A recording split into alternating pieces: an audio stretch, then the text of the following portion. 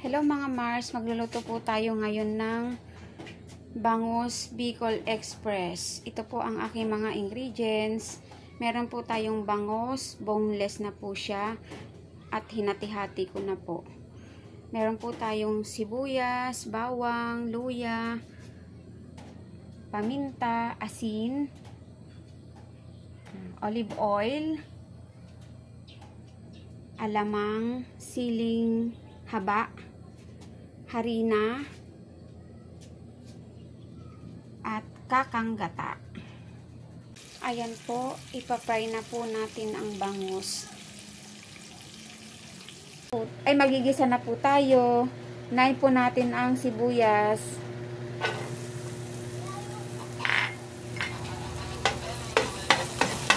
Sunod na po natin ang bawang.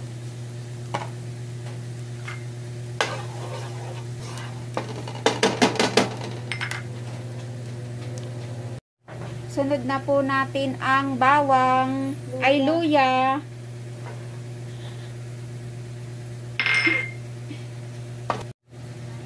Sunod na po natin ang bagoong.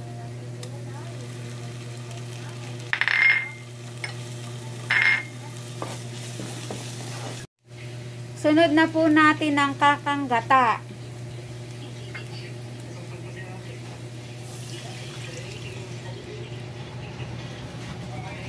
Antayin po natin kumulo. Lagyan na po natin ng seasoning, asin, paminta.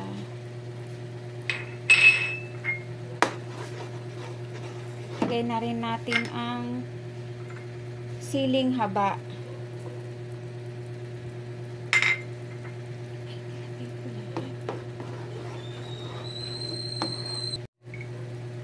Lagay na po natin ang yung bangus na kaninang prinito natin.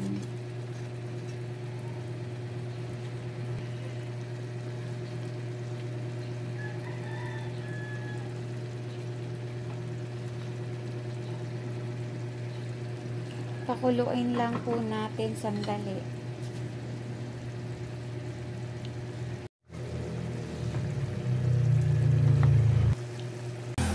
Luto na po ang aking Bangus Bicol Express. Thank you po mga Mars. God bless po. Thank you for watching.